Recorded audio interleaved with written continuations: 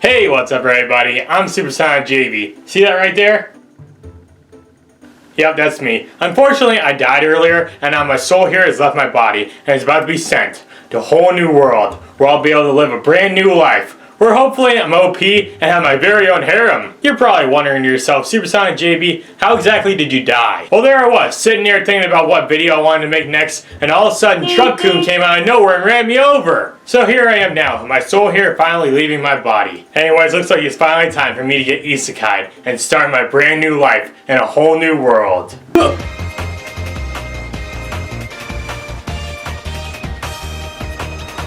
Oh no! Isekai, the anime genre has become so popular lately, I can't even enter a room without being jumped by it. In case any of you have been living under a rock and don't know what an isekai is, it's basically a story where a character is suddenly transported from their world into a new one. Lots of scenarios where they get transported involve them dying and waking up in a new world, usually because of Truck-kun here. Other scenarios involve them getting sucked into a video game, or even just straight up blinking. Yeah, that actually happens in Re:Zero. Lots of isekai animes take place during medieval times, and they usually involve the main character getting OP powers and getting a harem because their lives are so much easier now. Now, this doesn't apply to all the isekai animes out there. Heck, some are actually funny and make fun of the whole isekai trope, like Konosuba. Now, why am I talking about the isekai genre all of a sudden? Well, because lately, I've been coming across a lot, and I mean a lot of ads for a bunch of isekai mobile games. Why am I seeing all these ads for isekai games on sites like YouTube and fanfiction? I mean, fanfiction is where you go to read about lemons! Not witness ads for isekai slow life!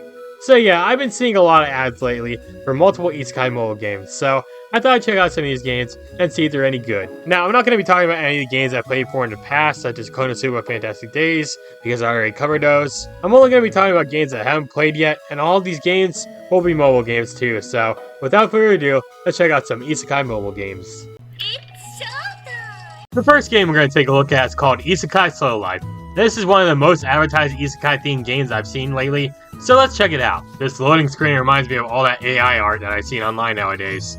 Not sure if it's actual AI art, but it does kind of look like it. Wow, that update is actually installing really quickly. And here I thought a game called Isekai Slow Life would install really slowly. Anyways, the game starts out with us waking up in space. God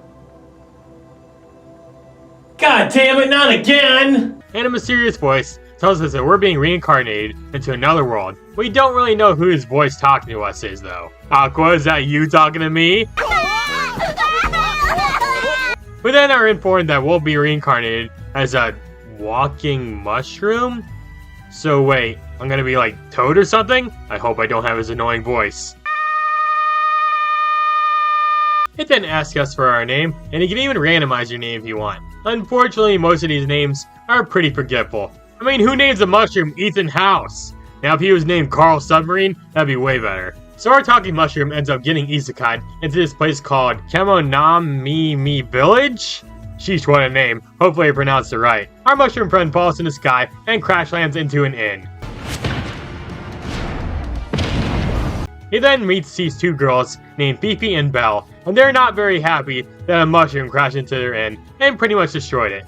When the mushroom wakes up, he hears a robotic voice talking to him, who I guess is supposed to be our guide to our new life. The two furry girls decide that they want to sell me at the market to get money for fixing the inn. Belle, I don't like that look in your eyes. You will die. And dang, Fifi, what big ears you have there! The robotic voice in our head then tells us to go to the farmstead. Man, don't you just love it when a voice in your head starts telling you what to do? Do your taxes! Quiet, you! We then unlock our first skill called Rapid Growth, which lets us grow crops way more faster. We can then tap the crop field to get some gold. So yeah, this is one of those building and developing your own town type of games. The game has you do objectives like build businesses and houses and hire people for jobs while collecting money. Now, I've never been a big fan of these types of games. They're all just alright in my book, but nothing too memorable. Plus, they always felt kind of repetitive and boring at points. And let me tell you, this game is both of those things for sure. Like right at the beginning, the game asks you to do the exact same things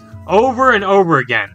Like hire employees for the inn, collect gold from farmstead, build houses, hire more people for the inn, collect even more gold from the farmstead, and these same objectives keep repeating over and over again throughout the entire game. I have more people working in this inn than there are people in Hyder, Alaska. So yeah, I'm not liking the gameplay so far, but let's continue talking about the game's story, shall we? So our talking mushroom gets enough gold from harvesting the crops and is able to fix the inn. But then this evil merchant, who looks a lot like the Penguin from Batman, arrives and takes money away from Fifi and Belle. And he ends up saying that it's not enough money and demands that they pay him interest because they're inside a contract with him. He even threatens to take me and sell me for gold, but thankfully Fifi stops him. He then demands that the furry girls deliver him the money in 10 days, which Fifi dumbly agrees to. Is dumbly a word? I don't know, who cares? Wow, this talking mushroom actually swore here? How naughty! Bastards! We then meet an apothecary named Maxim, and he needs our help building an apothecary place for him to work. We also learn a new skill which allows us to make mushroom potions, which begs the question, is he killing off his own kind to make potions? Yeah, I wouldn't trust a face like that. After completing more objectives, finally able to upgrade our mushroom into a common monster mushroom. So yeah, as you rank up, you can alter your appearance, and eventually, you'll become a human. Oh wow, I always wanted to be a human. And you're probably about to say, wait, aren't you already a human though? Well, actually, my birth certificate says I classify as a Sega Dreamcast. Last I checked, that isn't a human. And the game teaches us about the fellow system. This is basically where you unlock characters that you can use to work in your village or go on quests. You'll automatically get Fifi at the start of the game, and you'll unlock more characters as you play on. Some of the character designs look great, while others look a bit weird. Like, come on, this is just an old man version of Ainz from Overlord. This guy looks like Hellboy, and why the heck is this guy holding a gun? For his neutral special, he wields a gun. Alright, now let's start talking about the stages in the game. Wow, are they lame. All you do to beat them is just press the go button and pay some gold. And that's it. Yes, it is extremely easy to beat the stages in this game. And it's so incredibly boring playing through the stages here that I question, are these stages really even necessary? And the answer is yes, they are. Because you get XP from these stages, and you need XP to level up your village and bring in more people. And you'll be doing these stages constantly. I mean, at least there's an auto button here, but wouldn't it be a better idea to just make the stages, you know, fun to play through with actual gameplay? The gameplay here reminds me of the gameplay from Isekai Demon Waifu, and that was also a piece of shit. Also, in the first 5 minutes of the game's story, you become the village elder, which is kinda weird considering who the heck wants a mushroom as the village elder? Not to mention, he becomes the village elder instantly! So yeah, in the end, I didn't like Isekai Slow Life very much. The gameplay was boring and repetitive, the story was bland and moved way too quickly, and the characters were really forgetful. Except for the guy with a gun. He was looking cool. Looking cool, Joker! I will give the game some credit. I did like the music a lot, and the graphics are pretty good. But other than that, this game was a total letdown. Now please YouTube, stop advertising this game already. The next game we're going to take a look at is called Fantasia, Charm and Conquer. With a title screen like that, I'm sure this game truly is charming. So the game starts out with a man walking down a snowy street, feeling really depressed because he got fired from his job. For no reason. Hey, you're fired. What? Oh, you can't do this to me. I started this company. You know how much I sacrificed? Also, his dearest girlfriend, or maybe wife, I don't know, named Norika, left him for some Chad. And he wishes he could start all over again, but have no fear, because Trup-kun is here. Wow, this game is already making fun of all these guy tropes. Next thing you know, this guy wakes up at a big dining room table in a castle. Then he sees a cat girl standing in front of him. She calls him a prince, and yeah, it turns out he's been isekai'd into a world where he is a prince of the kingdom known as Horrigan. And his father, the king, has invited a bunch of people to dinner. But then out of nowhere, the king gets stabbed. No! Not the Burger King! Then this one guy named Eustace tries to kill me too, but then the cat lady kicks me so hard that I'm hurled through the door of the banquet hall. Also, my man literally said oof here. So it turns out the cat lady, who is named Fortitude, kicked me out of the room to help me escape. And then we run into this guy named Blake, who helps me escape. He then asks us for our name because clearly nobody in town would know the name of their own prince. Am I right? What the heck? I can't name him Count Leopold von Liechtenstein? That's outrageous! Screw it, Count Leopold von Al it is.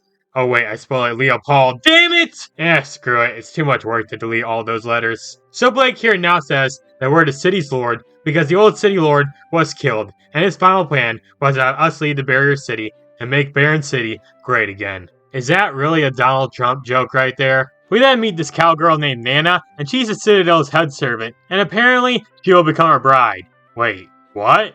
Yeah, apparently all city lords have married exotic wives to create stability in the Baron. Is this game woke or something? Nah, I'm sure it's fine. And yes, our prince, or should I say, our young otaku, falls in love with Nana instantly. And they literally get married instantly. This dude's been in this world for roughly 10 minutes or so, and has already gotten married.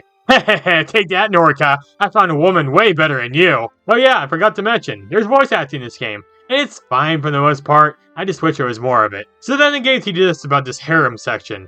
Huh, why does this sound so familiar? Yeah, I'm sure it's nothing. This is where we can increase our intimacy with any of the waifus that we get in the game. We can also increase our waifu's charm, which will give them Inspire points whenever we go on dates. We can also use the Inspire points to increase our skills that'll help us in battle. There's also the Evaluate option, which lets us view and rank our stats. And then there's the Date option, where you take your selected waifu on a date. There's also a Random Date option, where you can go on a date with a randomly selected waifu that you have available. Anyways, that's all I have to say about this harem option, so let's talk about some of the other stuff in this game. You know, now that I get a good look at the screen, it kinda looks familiar. Wait a minute. Don't tell me. There's no way! This is Isekai Demon Waifu again! I knew that harem option sounded familiar. It's the same thing as it was from Isekai Demon Waifu. And these games aren't even made by the same company. This layout is not even that good. There's way too much happening on screen here. Is the gameplay at least any different?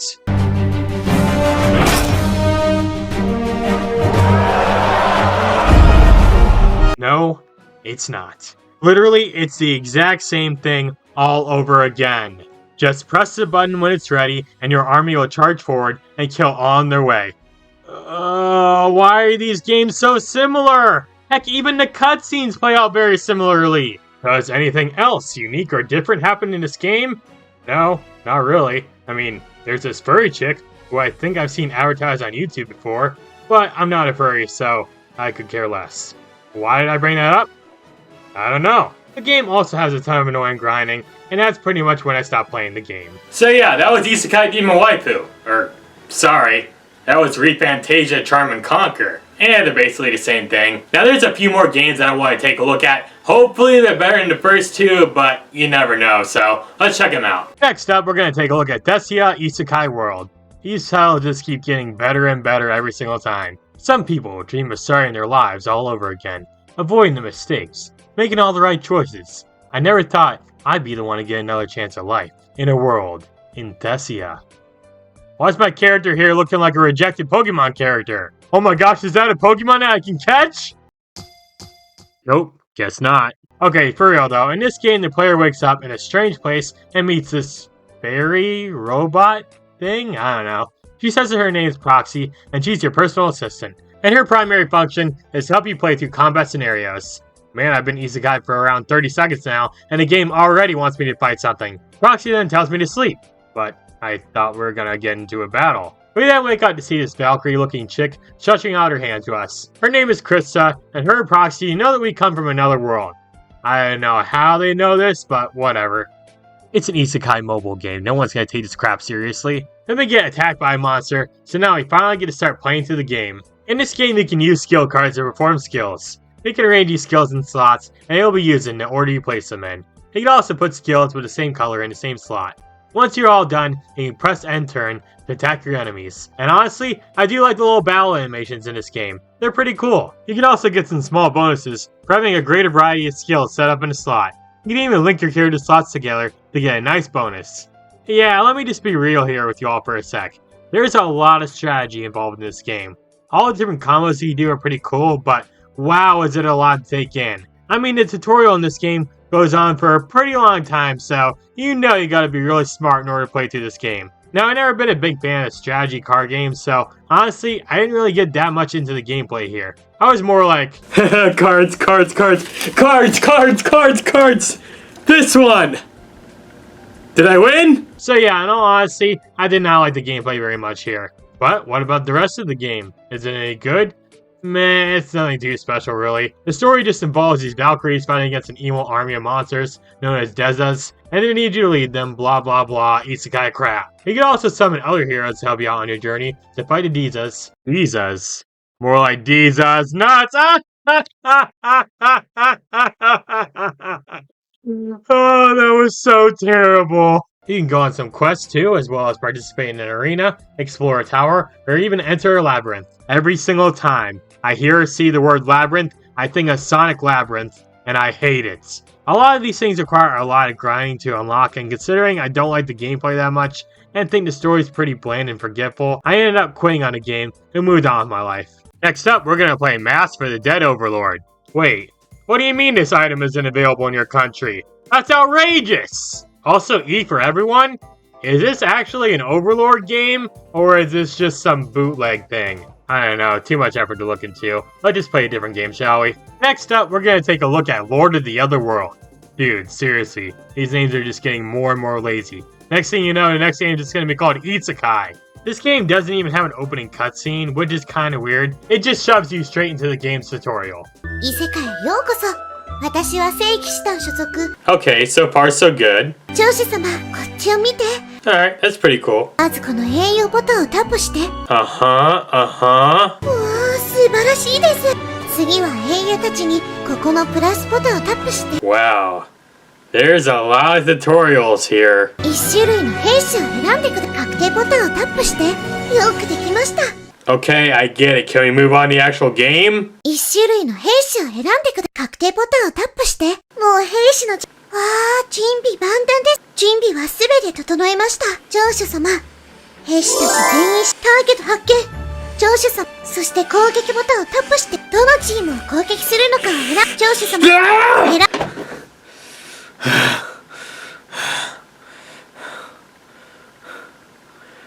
This game sucks! Yeah, this is another one of those town building games, and it's honestly really boring. You can fight some enemies in this game, but it's automatic, and it's lame as hell to watch. Heck, my party's made up of waifus, and all you see fighting here is generic soldiers.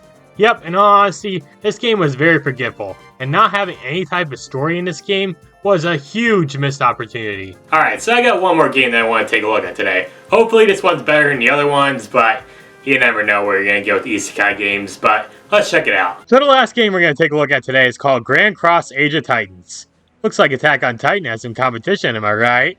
Please be a good game. So this game's about two random high schoolers who get isekai'd into a video game called Skyna the Brave. These two characters are Eugene, a guy obsessed with video games, to the point where he wrote an entire Skyna the Brave RPG strategy wiki. Alright, this dude's already my hero. I mean, he already wrote an entire Wikipedia page. And I always wanted to do that. What's up, Eugene? It's Bling Bling Boy! If you get that reference, then you deserve a medal. Then there's Mio, a cheerful high school student training to become a singer in a girl group. She also has never played a video game before, so throughout the beginning portion of the game, she's constantly asking Eugene, or Bling Bling Boy, I don't know, questions about the gaming world. So how did these two total opposites enter this new world? Well, here's the story. The land of Skyna is being attacked by enemy forces, and the princess of Skyna, named Destina, says a prayer to the goddess, asking for some saviors to appear and save her world. And that's when Eugene and Mio appear out of nowhere. Destina asks for their help in rebuilding the kingdom of Skyna, and this is where we finally get to start playing the game. So yeah, this is yet another one of those town building life simulation games. Yeah, it seems all these isekai games really like this type of gameplay. In the beginning of the game, you help rebuild some of the territories that have been destroyed when the kingdom was attacked. Rebuilding costs a certain amount of resources in order to work, and you can get resources by completing missions. You can also level up places like the castle, and this will give you more troops as well as combat power. You can also randomly find other heroes on the map, and they can be used in combat sections. Now, are the combat sections any good? They're nothing that special. I mean, hey, at least I can swipe up to move my squad forward, so that automatically makes it the best combat I experienced in this video. There's also a summon feature, where you can summon a random character who you can use in combat. However, you also have a chance to summon items, so there's no guarantee you'll get a new party member every single time. So yeah, overall the gameplay in this game is pretty decent, but nothing that outstanding. It's very similar to all those other games I played in this video, but in all honesty, I enjoyed this game. Now, I'm not saying it's the best game out there or anything, but I did have some fun with it. Building and repairing your town felt fun and satisfying, and I did enjoy the game's story and characters. Eugene was definitely the highlight of this game for sure, because he's such a big gamer nerd that it's honestly hilarious. Non-gamers just don't get it. Mio is also a pretty fun and interesting character, and it's sweet seeing her and Eugene develop a bond as you play through the game. I guess she's basically the Susan to his Bling Bling Boy. Will you marry me? Ew, no! Honestly, I don't have much more else to say about this game. It plays like all the other games I'll talk about today, and I'd rather not repeat myself again and again and again, so overall, I enjoyed Grand Cross Age of Titans. It was fun, had good characters, and a good story to boot. So yeah, those are some isekai mobile games. Now there are other isekai mobile games out there, and maybe I'll talk about more in some future video or whatever, but for now, I'm kind of stuck in the world of school days. I used to think isekai animes are actually really great, but then they kept doing another one and another one and another one to the point where it just kind of got infuriating. I just want to get out of this world. Bring me back to reality, please. What? I'm still alive? Wait, who's that? Truck-kun? You didn't kill me? Truck-kun, thank you. You taught me a very valuable lesson. To never, ever want to get isekai anywhere. They should give him his own isekai. How the heck do you isekai Truck-kun? Do you have to run him over with another Truck-kun? Or does he just explode due to Explosion-kun? I don't know, these are just important questions I'm asking right now.